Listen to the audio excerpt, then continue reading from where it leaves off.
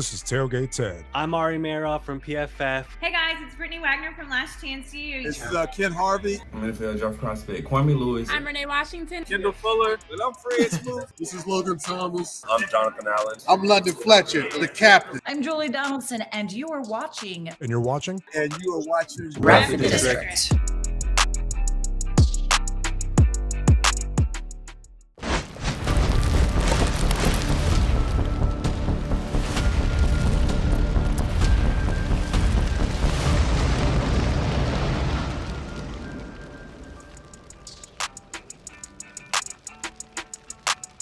Greetings and salutations. Welcome to After the Whistle here on Ref the District, where we go beyond sports and get to know the person. I'm Nathan, that's Trev, and that's Stoner.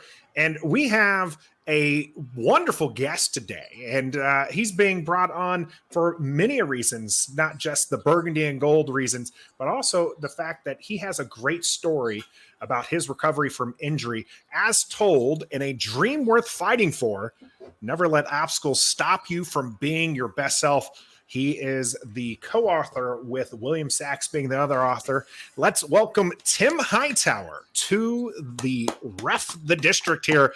Thanks for joining us, Mr. Hightower. How are you doing today, sir? I'm doing fantastic. I appreciate it.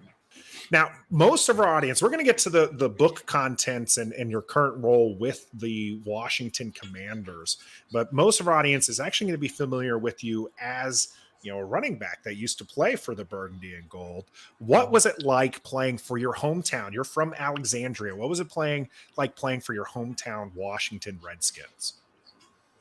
Well, my head was a little bit heavier with all the hair. That was my first thought. Yeah. Dreadlocks, man. Look, that's what happens 4 kids later. Your hair just starts falling out, man.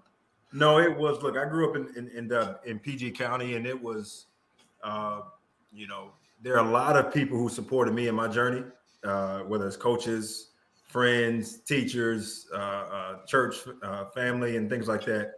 And so, getting a chance to come home, to be traded and come home, essentially, it was awesome. It was awesome because all those people who poured into you growing up, they get a chance to see it. A lot more ticket requests for sure every single week, but it was great. We're going to kind of transition into this throughout the interview, but now you're back affiliated with the Washington organization, the Commanders now, not as a player, but as in charge of the alumni and everything there. Can you tell us a little bit about like how that came about and what that means for the organization? Yeah, it's special. It's for me personally, it's something that, some people have a job, but some people also have a calling. And there's sometimes where that can go together, right? Those can align. Hopefully those can align. And for me, getting a chance to come full circle where my career was derailed. It was cut short and supposedly finished here in Washington. And I didn't want that to be, oh man, I remember you were pretty good, man. If you would have stayed healthy, like I didn't want that to be the legacy, right? And so I wanted to have a different impact and imprint in this community and in this organization. And so, when Jason called me when he took the job, Jason Wright and I are former teammates, and we stayed in contact on the business front. As he got into consulting, as I was transitioning out of the game, and knew some of the things that I was getting into and some of the projects that now I was working on outside. And he called me and he told me, shared his vision of what he wanted to do with his organization and how important alumni were. Like, you can't tell a story, you can't build talk about legacy without alumni. Like, they're the only ones who can tell the story and bridge the gap, right? And so understanding how important this role was, and to connecting and building relationships and cementing these guys' legacies. And so getting a chance to do that is definitely special.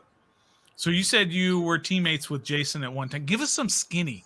Give us some little, something in the locker room, because we see him now, like, right, as this really distinguished gentleman and caretaker of the franchise and all that.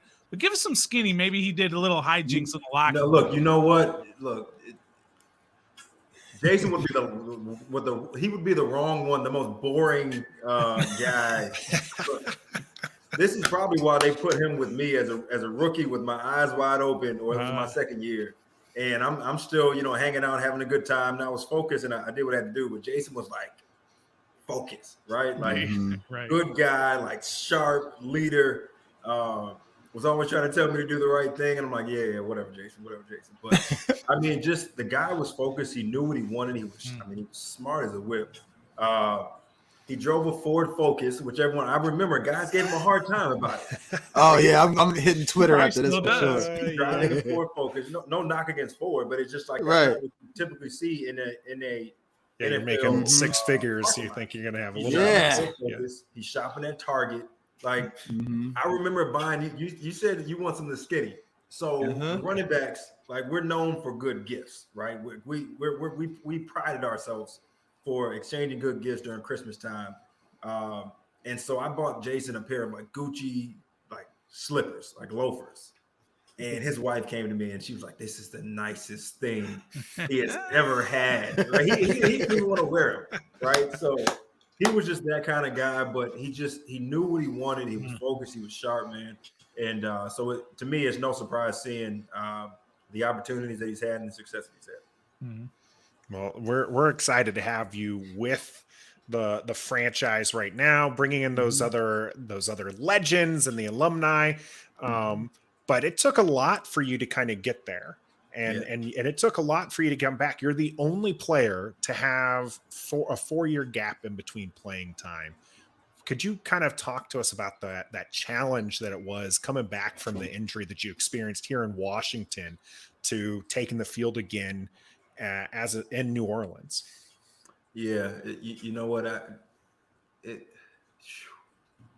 It took. People ask me like, man, what did it take? It took everything. It took everything I had, every bit of energy, faith, resources, finances. I mean, it took everything. There are days where I felt like, man, I was like legit crazy. You know, I was legit crazy for believing that I could do this. And it was a process that challenged me in every single way. It was draining, but it was the most refreshing thing. I remember sitting outside of the Saints facility, and Sean Payton calls me in. Right, it's the Saturday is the last day of training camp, and they have up until 2:00, whatever, to make the cuts. Well, I'm sitting there all day. I'm nervous, right? I'm nervous because first of all, just to have an opportunity to be back, right, was just. But I still hadn't made the team, right? It's like all over again. I'm a rookie all over again. And he calls me in at like 1:58. And I'm like, man, you're freaking kidding me. This dude did not call me. He didn't wait to 2 minutes before the cut deadline to cut me. And so I drive all the way there, and he calls me in the office, and he tells me, "Tim, you were the only person I called in to tell you that I was not cutting you. You made such an impact on this team in such a short period of time.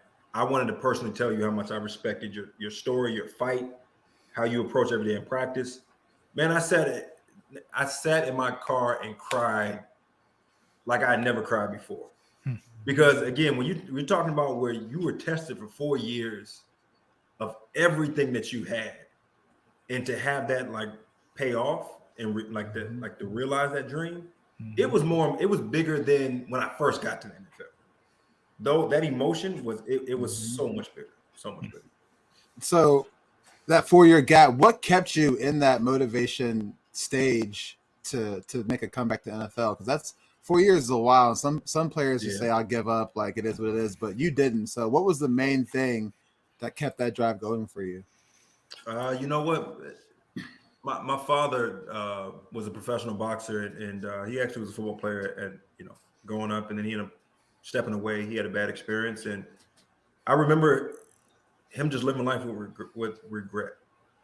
He was always there for me, and regardless of how proud he was of his kids, that was something that I always knew in the back of his mind, and I could tell there was this regret that he had for not finishing what he started, and he would always talk to me about it, and it was something that especially as soon as I got cut a year later, I have a kid and I have a son, so now it's bigger than just me, right? I'm thinking about my dad and growing up and all the things that he talked to me. I'm like, oh wow, this is what he was talking about, right? He didn't know what it was going to look like for me, what my story and my journey was going to be like. But I just kept thinking, like, man, whether it's my son, whether it's other people, if I can just get back, one, I don't want to live life with regret. But two, if I can just find a way to push past this, I can inspire so many more people by me just like finding out how to get through this. And so it was like that idea of just like, man, if I can only get, like, if I got through this, what would it be like? And just holding on to that idea and just trying to like literally visualize that and get a picture of that. And a lot of these stories that you're telling us now, you know, we're in this book that you wrote with William Sachs, A Dream Worth Fighting For, and all this inspiration and everything that you had. Why did you decide, after all of that, why did you decide it was important to write a book? I didn't. It was decided for me, man. Look, you know, I talk about in the book. I didn't know how to categorize my career, right? Like, we all want like closure in life. We want closure from that relationship, right? We want closure from that job, from whatever it is. We want closure. Like, we want some level of like something being like finite, like this period, like this is what it was supposed to be, and it's done. Well, I don't know. I couldn't categorize. Like, was this career successful? It fell short of the expectations that I had. I made this amazing comeback, but then it fell short. I got cut in San Francisco unexpectedly, what to me was unexpected.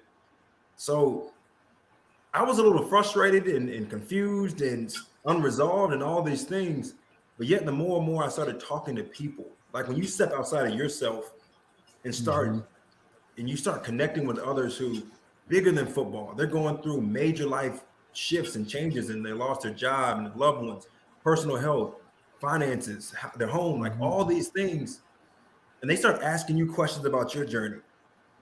It became less of I should write a book about my story, of you have a responsibility to share the lesson that you learned in your life with the next person, right? That's what it became. It became like a calling or a mission of like, Tim, if one person reads this, like, you have a responsibility to share what you've learned so that someone else could benefit. Because to be honest, that's what I did when I was in the hospital and I couldn't walk. And yet 4 surgeries in, there's sometimes I just sat in my bed with a computer and read and watched YouTubes of other people's comeback stories and became inspired. So all I did was saturate myself with amazing comebacks, stories of other people. And so why would I not share that with others? Well, it sounds actually kind of a little bit like your role right now with the alumni, bringing those stories of perseverance and that legacy in with the younger guys. Now, I know that you've had, you know, a few outings where they had like the rookies, and you got Sam Howell eating chicken nuggets at a steak restaurant. How have the current players been receptive to the alumni coming in and sharing those stories of their days and taking that knowledge from, you know, the legends of this franchise? Oh man, it was special. Well, first of all, they received it well. These young guys are very perceptive. And from Jahan, I mean, seeing Jahan and Santana Moss and Gary Clark just like connect, like that's the piece, right? Like I remember when I played in Arizona, and I played with a lot of, you know, Antrell Roll, a lot of guys from U, Edward James. They would always go back to the University of Miami and train. Like, they always talked about how important it was for them to go back. But for them, it was setting a culture. Like, this is the expectation. This is what we do. This is how you train. This is how you work. But also, here's the reward and payoff. And those guys, like, they had, you know, it was for, you know, 2 decades or whatever. That's what they did. And I always remember just like that example of like, hey, no, this is excellence. Those coaches didn't set the standard. You got Ed Reed, you got Edgerrin James, you got Clint Porter, you got all those guys. If they had a season before that was not up to par, those guys were coming back in the offseason, and they were going to have to answer to those guys, right? And so when you talk about building, getting back to a championship level football, and you talk about building on a legacy, again, doing it with those guys, you have to be able to impart that wisdom and make those connections to where guys see it. They see guys who have transformed this city, when the whole city of DC, I don't care who you voted for, red, blue, independent, you stopped and you watched Washington football on Saturdays. They have no concept of that. But Gary Clark, Doug Williams, Mark Mosley, Joe Theismann, those guys do, right? And so having some of those conversations, but there's also, it's a fine line because the older guys also have to be receptive of knowing how to connect with those guys, right? And so there's a fine line. And so me kind of being in the middle there, right, and making sure I'm connecting, I'm aligning the right guys there. I'm talking to the older guys ahead of time, the younger guys. And so we're making sure we're facilitating that dialogue and those relationships in an organic way.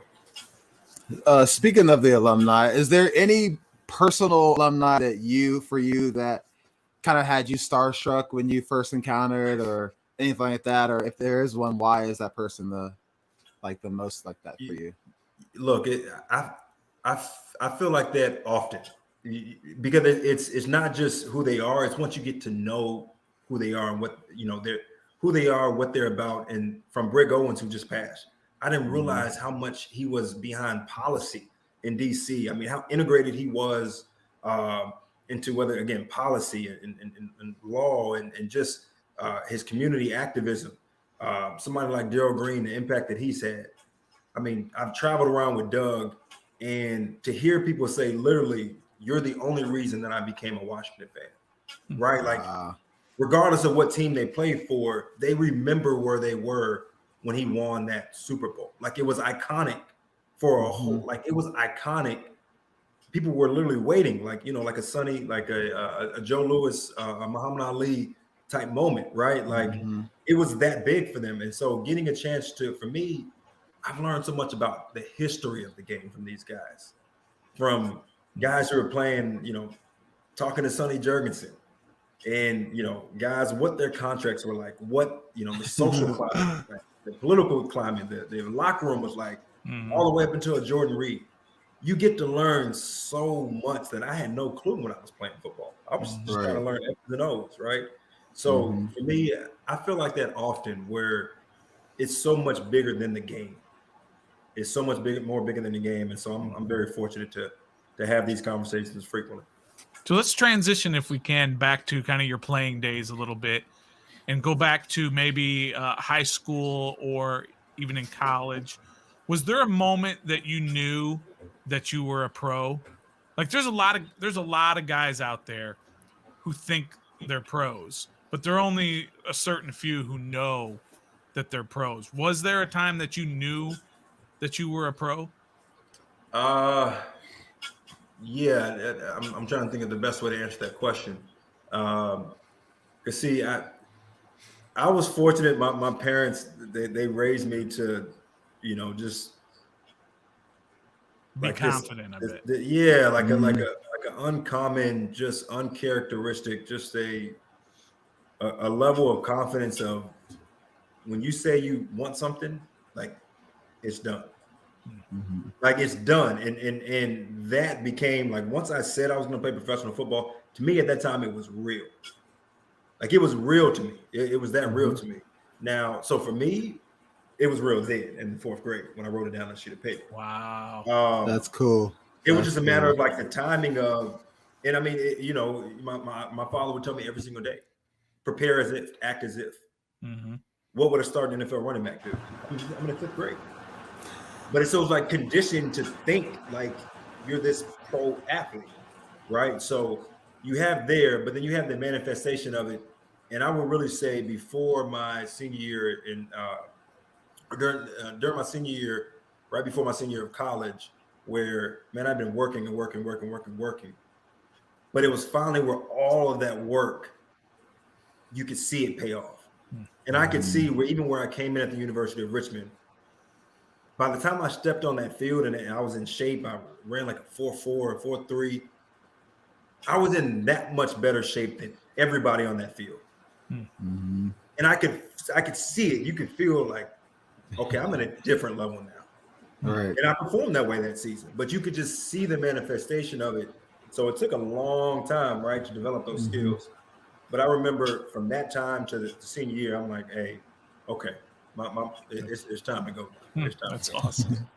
That is awesome. Now, when you finally made the NFL, is there a moment that you remember? Like, is there like, you've talked about your kids. Do you have a highlight that you like showing them? Like, this was your dad. This is what he was capable of. Is there a go-to moment for you from your time in the NFL? Man, I'm still making highlights. That's There you go. Look, they have to pull on me for football stuff because I'm so focused on like this next part and like football being such an afterthought, like a period, not like the ceiling. It's like the platform for me to like build upon, right? So I'm thankful and appreciative of football for sure, man. But no, they got to pull on me for like football stuff. They're like, Dad, but if there was one play though, it would definitely be the Eagles, the scoring that winning touchdown to take the Cardinals, to send the Cardinals to the first ever Super Bowl appearance. Yep. That was special for sure. That was special. I love it though. Still making highlights like that. So Tim, what made you lose the dreads, man? What happened? It was time, man. Look, it really was. When you go through that period of time, you want like a fresh start. Right? People talk about a fresh start, and so for me, I said when I talk about it in the book. I can't give away all. I can't give away Yeah. Got the reason why I grew. The reason why I grew my hair that I talk about in the book, right? And I refused to cut it until that happened, right? So it was like I made like this pledge, and so again, there were so many things that I was struggling with and being tested with, and just kind of like getting rid of. That I said when I got back, I was going to cut my hair, and so when I did that, that's what I did. So this is like the goofy portion of the interview here, right? So before you made that comeback with New Orleans in 2015, in 2014 you played in the Fall Experimental League. Now I am about as big a football fan as you can find. I have never heard, and you never will. Fall Experimental. I never heard of it. Yeah, what was that like playing in a league that nobody's ever heard of when you're still chasing that dream? Humbling to say the least. Look, I write about the whole story in that book, but let me just tell you this: it was something like out of what's that movie, Little Giants, where they show up and there's like a box of equipment. I showed up there at that locker in New York, Coney Island, and literally there's guys who have never played professional, forget college. They've never played college football. Half of them probably never even played high school football. Yeah. And I'm sitting there with my dad, and I look at him, he looks at me, and I look at this box of equipment. They're like, "Hey, yeah, dig in." I just had to start laughing, man. I just started laughing, and I'm sitting there thinking, how did I just go from being an NFL running back to I'm digging out of a box in a random high school locker room to play football? Am I really this crazy? It was humbling, but it was a great experience because it was one of those things where the lesson in my mind that I'll never forget is when you decide to do something, it doesn't matter what gets you there. Your only commitment is to that end goal. And whatever it takes to get there, it's just a part of the process. And that was one of those stories where it was a part of the process. You got more books coming for us, Tim, or this is a one and done thing? You know what? I'm going to keep living life. I'm going to focus on that. Look, I'm going to keep executing at the highest level and having the greatest impact. And if there's something to share, I promise I'll share it. If it can help somebody else, I promise I'll share it. Nice. Well, you did talk about still making some highlights. Now, we hope that those highlights come here with the Burgundy and Gold, the Washington franchise. But what is on the horizon for Tim Hightower and his family? What do you got going on? Oh man, well, yeah, I gotta push that forward. I have 4 kids, 2 boys, 2 girls, and a wife, man, and they are. I'm as fierce as it can be when it comes to purpose. My wife included. I do not. I'm like a dog on the bone with it. I want them to do what it is that's in their heart to do. So that's my number one. Like, I want to see them all fulfill whatever they been placed on this earth to do. That's number one. Number 2, I'm very, aside from this this role here with Washington and really cementing the legacies of these guys and connecting our past and our present. I'm really big into real estate and community development. So you'll see some communities develop soon in one day, and really having an impact on the way people live and changing the way people live and communities are designed and things like that. Everything, it starts at home. The lessons that we learn, the impacts that we have, it starts at home. And so in order for me to have an impact, I have to impact the way people live and where and how they live. So that's a little bit of a review. Very Nice. nice. Love to hear it. This is Tim Hightower. You can pick up his book, A Dream Worth Fighting For. Never Let Obstacles Stop You from Being Your Best Self. Talks about his injury, his determination, faith, and courage to come back to NFL. We appreciate you, Mr. Hightower, for joining us here on After the Whistle here on Ref the District. And until next time, be a fan. What's up, guys? Thanks for watching. Trevor here, 1/3 of Ref the District. Be sure to like and subscribe this channel for us, please. We greatly appreciate it. And after that, take a look at some of this extra stuff we got on our channel too. You don't want to miss it.